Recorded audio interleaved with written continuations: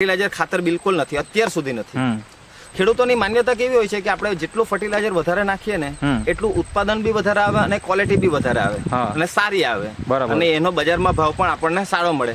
પણ આજે મેં છેલ્લા 2 મહિનાથી જે દિવસની તોડ ચાલુ થઈ છે તે દિવસથી લગાવીને અત્યાર સુધી મેં માર્કેટમાં ભીંડો વેચવા માટે ગયો નથી. અત્યાર સુધી ભીંડો ક્યાં જાય? ક્યાં તમારો ભીંડા? મારો ભીંડા ઘરેથી જ વેચાઈ જાય. ઘર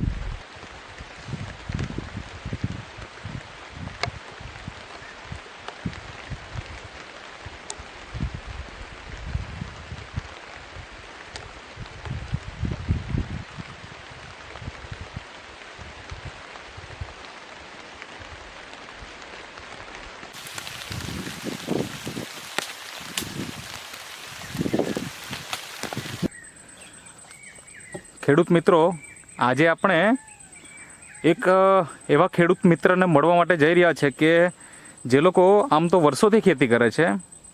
અત્યાર સુધી એમના ઘણા બધા વિડીયો આપણે લીધા છે, પણ એ વિડીયોની અંદર શું હતું તો કે એમણે ખેડૂતોને માર્ગદર્શન આપ્યું છે અને એ માર્ગદર્શક તરીકે એ વિડીયોમાં હતા. પણ આજે પહેલી વખત એ લોકોનો ખુદનો વિડીયો આપણે લેવા માટે જઈ રહ્યા છે કે જ્યાં આગળ આજે ભીંડાની ખેતી કરી છે એમણે. તો એમના પરિચય સાથે આપણે એમનો ઇન્ટરવ્યૂ લઈએ કે કેટલા વર્ષોથી એ ખેતી કરે છે અને ક્યાંના વતની છે અને નેટસર્ફની પ્રોડક્ટ વાપરીને એમને કેવા કેવા ફાયદાઓ થયા છે. તો સૌપ્રથમ તમારો પરિચય આપજો. મારું નામ છે ઇમરાન.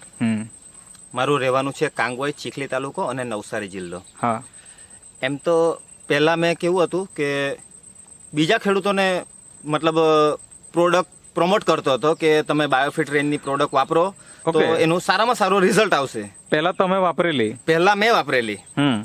મેં વાપરી એટલે આજ ખેતરની અંદર પહેલા વાપરેલી તો શેરડીમાં વાપરી. કેટલા વર્ષ પહેલાની વાત છે અંદાજે? આ અંદાજે 16 થી 17 વર્ષની વાત છે. ઓકે, એટલે 16 થી 17 વર્ષ પહેલા મેં મારા પોતાના ખેતરની અંદર એટલે કે આજ ખેતરની અંદર શેરડીમાં વાપરી. ઓકે, એટલે શેરડીનું રિઝલ્ટ એટલું સોલિડ આવ્યું કે આ ખેતર અને ઉપરવાળું ખેતર, આ ફક્ત 1.5 વીઘાનું ખેતર છે, એમાં મારો 95 ટન શેરડી થઈ, 95 ટન શેરડી પાકી. એટલે મને પોતાને વિશ્વાસ આવી ગયો કે નોર્મલી કેટલી શેરડી થતી? એમ નોર્મલી આમાં 60 ટન 62 ટન વધીને 60 થી 62 ટન. ઓકે, ત્યાં આગળ 95 ટન શેરડી થઈ. ઓકે, પણ ત્યારે ફર્ટિલાઇઝર ખાતર થોડું આપ્યું હતું, મતલબમાં 50% 70% જેટલું ફર્ટિલાઇઝર આપ્યું હતું. એટલે મને એક વિશ્વાસ આવી ગયો કે નહીં, વસ્તુ સારી છે. એટલે બીજાને ભલામણ કરવાની ચાલુ કરી. અને આપણે બહુ બધા વિડીયો પણ લીધા છે. આપણે ઘણા બધા વિડીયો પણ લીધા છે અને બધા વિડીયોના ફીડબેકો પણ સારા આવ્યા છે. ઓકે, તો હવે મારે જાણવું એ છે કે ઘણા બધા ખેડૂત મિત્રોના વિડીયો તો લીધા છે, બરાબર? અત્યારે આપણે તમારા ખેતરમાં ઉભા છીએ અને તમે આ વર્ષે ભીંડાની ખેતી કરી છે. તો સૌપ્રથમ એ જણાવો કે આ ભીંડાની ખેતી તમે કરી છે તેમાં જાત કઈ છે? આ ભીંડાની જાત એકદમ સસ્તા ભીંડા છે સાહેબ.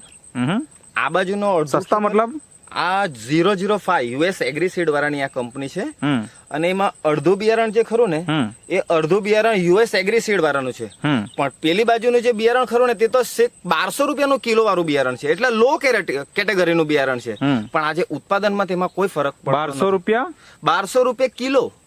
1200 રૂપિયા કિલોનું બિયારણ છે. સિજન્ટાનું સેમિનીઝનું બિયારણ છે. હા, ના આ યુએસ એગ્રીસીડ વાળાનું છે. આનું શું ભાવ હોય?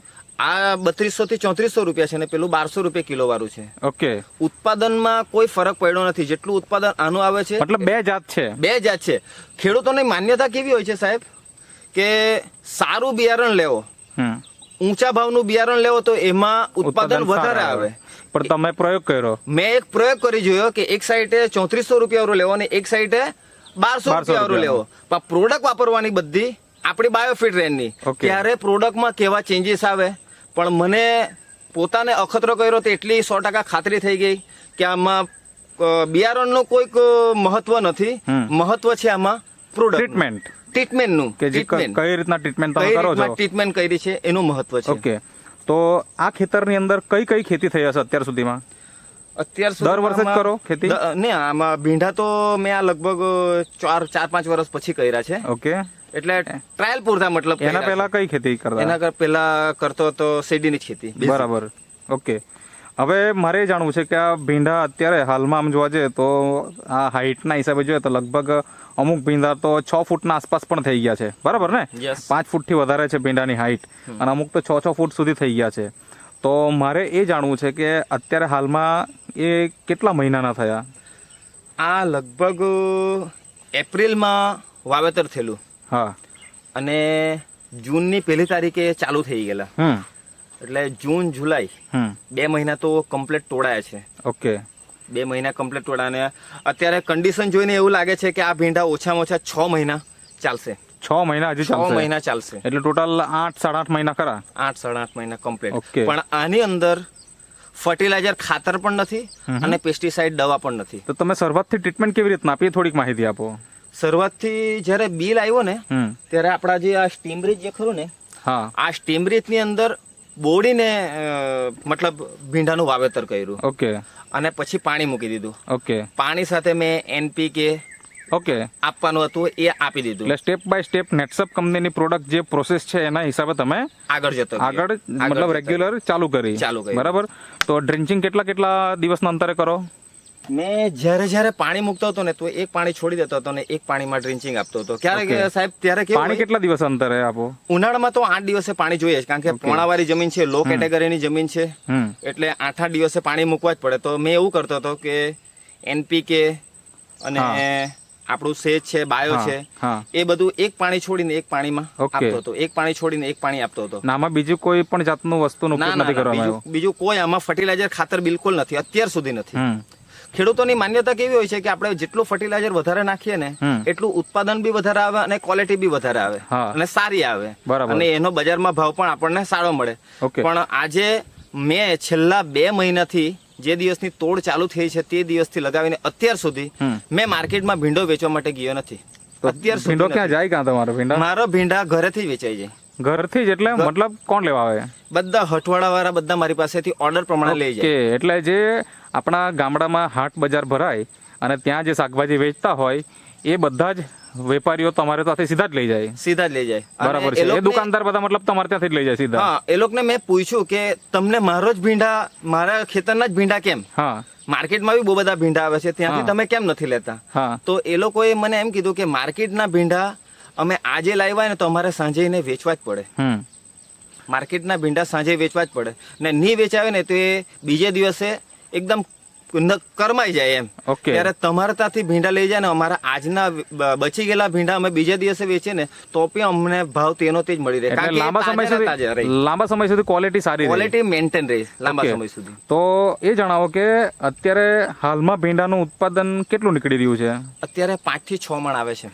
આ કેટલો એરિયો હશે? આ લગભગ વીંગું નથી. વીંગું પણ નથી? વીંગું પણ નથી. ઓકે. અને એમાંથી અત્યારે 5 થી 6 મણ? 5 થી 6 મણ નીકળે. કેટલા દિવસના અંતરે? એક દિવસના અંતરે. એટલે કે વચ્ચે એક દિવસ ખાલી અને એના પછીના દિવસમાં ભીંડાની તોડ થઈ જ જતી હોય? તોડ થઈ જ જાય. બરાબર. અને સૌથી મહત્વની વાત એ છે કે જેટલો પણ વધારે વરસાદ પડ્યો ને મારા ભીંડા કોઈ દિવસ ઓછા થયા નથી. ઓકે. એટલે અત્યારે તો ચોમાસાની ઋતુ છે અને લગભગ 10 કે 12 દિવસ પહેલાની વાત છે કે જ્યારે આ નવસારી જિલ્લામાં તો ભયંકર વરસાદ હતો. બરાબર. એટલે તમને પણ વરસાદ તો અહીં લાગ્યો જ હશે. અને વરસાદ જ્યારે અતિશય હોય તો ત્યારે શાકભાજીમાં નુકસાન થતું હોય ને હોય જ. તો તમારા ખેતરમાં એમાં કઈ ફરક આવ્યો ખરો? કોઈ ફરક નથી આવ્યો. આ ભીંડા અડધા ડૂબી ગયેલા હતા. આટલા ભીંડા ડૂબી ગયા હતા. આટલા ભીંડા ડૂબી ગયેલા? ખાલી આ દેખાતું હતું. તો પણ તમારા ભીંડા અત્યારે સહી સલામત છે. આ અત્યારે આપણે પૂરું ખેતર જોઈ શકીએ અને આ પૂરું ખેતર લીલુંછમ છે. હજી સુધી એને કઈ પ્રોબ્લેમ આવ્યો નથી અને હવે તો કઈ એવું લાગતું નથી કે એટલો પાછો વરસાદ આવશે અત્યારે તો. મતલબ કે હવે જે સમસ્યા આવવાની હતી એ નીકળી ગઈ, મતલબ આવી જ નથી. બરાબર ને? તો હવે તો તમે જે કીધું એ પ્રમાણે 6 મહિના બીજા પણ ભીંડા નીકળશે. તો અત્યાર સુધીમાં હાલમાં તમે અંદાજિત કેટલા મણ ભીંડાનો ઉતારો લઈ ચૂક્યા છે આ 2 મહિના 2.5 મહિના દરમિયાન? અંદાજે મેં 1600 થી 1700 ની આસપાસ કિલો. 1600 થી 1700 કિલોની આસપાસ તમે લઈ લીધા. અને અત્યારે હાલમાં ભાવ શું ચાલે બજારમાં? અત્યારે 1400 થી 1500 રૂપિયા. ઓહો. 1500 ચાલતા હોય અને અત્યારે તમારા 5 થી 6 મણ પણ નીકળતા હોય તો મતલબ પૈસા જ પૈસા કહેવાય. અને ખેડૂત મિત્રો આ વસ્તુ તમે જોઈ શકો કે આજે આ વ્યક્તિ જે ઇમરાનભાઈ છે એ બીજા લોકોને ભલામણ પણ આપે છે, ખાલી ભલામણ નથી આપતા અને એના ખેતરમાં પણ ઉપયોગ કરે છે. કઈ કઈ પ્રોડક્ટ ઉપયોગ કરે છે આપણે થોડુંક ડિટેલમાં જોઈએ. તો બોટલ તમે બતાવી શકો? આ જે છે ઓકે, આ NPK છે જે આપણે ડ્રિન્ચિંગમાં તમે ઉપયોગ કરો છો ને? યસ. હા, બીજી કઈ બોટલ છે?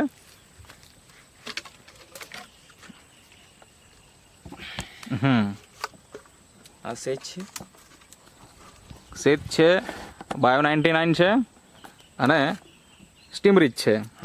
આટલી વસ્તુની તમે નિયમિત રીતે ઉપયોગ કરો છો. યસ. બીજું કોઈ?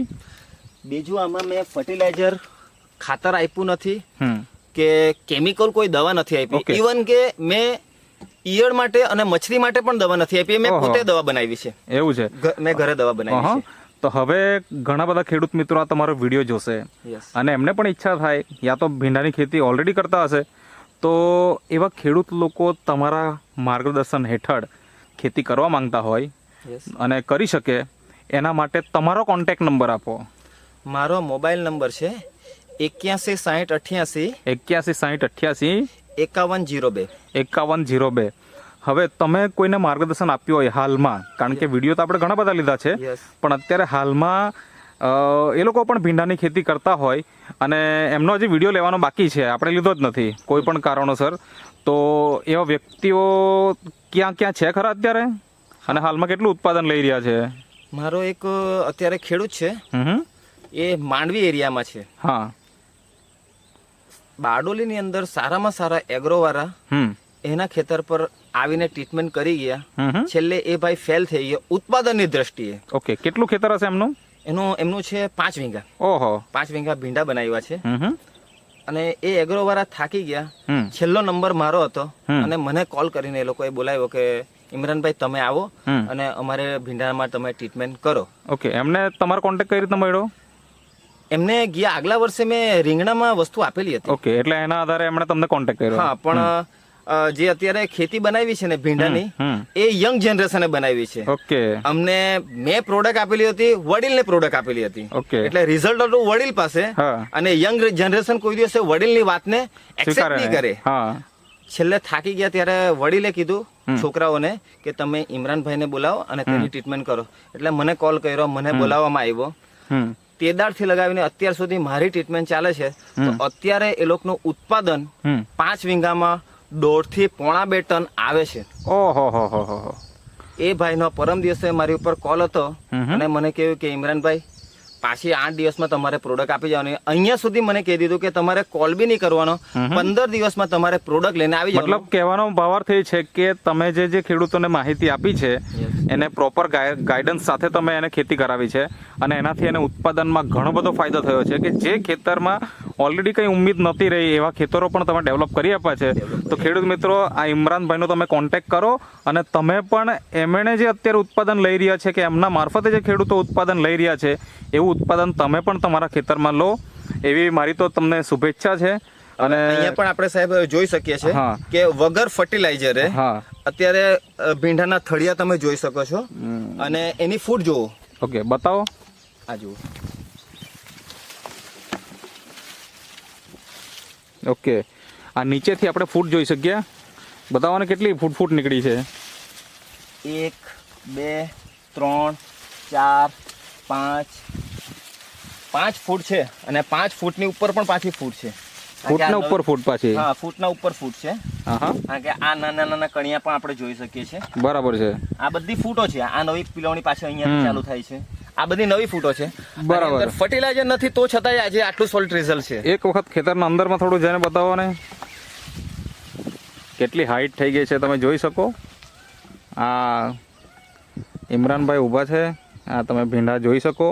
ઓલમોસ્ટ ઘણા તો ભીંડા 5 ફૂટના થઈ જ ગયા છે અને આ 2.5 મહિનાનું જ ખેતર છે અને ઓલરેડી આજે તોડ થઈ ગઈ છે. બાજુમાં કેરેટ પડ્યું છે. ક્વોલિટી જોવું હોય તો જોઈ શકો. ઓકે, તો એ આપણે ભીંડા પણ જોઈએ કે ક્વોલિટી કેવી છે. આ ભીંડા છે, એની ક્વોલિટી છે. જરા હાથમાં લઈને બતાવો ને.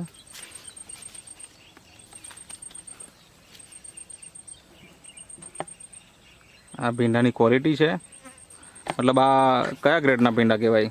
એ ગ્રેડના ભીંડા. એ ગ્રેડના પીંડા, જોરદાર. અને આમાં કોઈ ફર્ટિલાઇઝરનો ઉપયોગ કર્યો નથી, કોઈ પેસ્ટિસાઇડ પણ નથી. અને વેપારીને ત્યાં આપણે આપવા જવા માટે જવું નથી પડતું, જવું નથી. ઘરથી જ ભીંડા નીકળી જાય છે. એક્સપોર્ટ કરવું હોય તો આ ભીંડા એક્સપોર્ટ થઈ જાય. ઓકે. તો બીજા ખેડૂત મિત્રોને તમારે શું સંદેશો છે? મેં તો પહેલેથી પણ એ જ કહેતો આવ્યો છું ને અત્યારે પણ એ જ કહું છું. હા, કે બને ત્યાં સુધી તમે ફર્ટિલાઇઝર, ખાતર અને કેમિકલવાળી દવાનો ઉપયોગ ઓછો કરો. હું તો કહું છું કે નહીવત કરો અને તમે બાયોફિટની પ્રોડક્ટ વાપરો. એમાં ઉત્પાદન પણ સારું છે, તમારો પાક લોંગ ટાઈમ ચાલે છે અને તમને બજારમાં એના ભાવ પણ સારામાં સારા મળે છે. અને મને કોલ કરો, હું તમને એનું પ્રોપર ગાઈડન્સ આપીશ. કારણ કે આ વસ્તુ એવી છે કે આને સિસ્ટમથી વાપરવાની છે. વેધર સાથે તમારે આને ચેન્જ કરવું પડશે. વેધર સાથે ચેન્જ કરવું પડશે. આ કે જે ટાઈમે વેધર ચેન્જ થતું હોય ને ત્યારે આપણી પ્રોડક્ટ પણ ફેરબદલી કરવા પડતી હોય છે. કે અત્યારે વાદળ છવાયું વાતાવરણ છે તો કઈ પ્રોડક્ટ વાપરવાની? વાપરો, કઈ શેદ વાપરો, રેપઅપ વાપરો, બાયો 99 વાપરો, NPK વાપરો તો કેટલું વાપરો, એ બધું ગાઈડન્સ હોવું જોઈએ અને એ મારી પાસે પૂરતું પ્રમાણમાં છે. ઓકે. તો તમે જે ઇન્ટરવ્યુ આપ્યો તે બદલ તમારો ખૂબ ખૂબ આભાર. ઇમરાનભાઈ, તમે જે વાત કરી કે આ ખેતરમાં ભીંડાના અલગ અલગ 2 ટાઈપના બિયારણ છે, યસ, તો થોડુંક બતાવશો કયું બિયારણ શું છે? હા, આ બાજુનું જે બિયારણ ખરું ને સાહેબ, હા, આ બિયારણ, હા, આ 1200 રૂપિયા વાળું છે.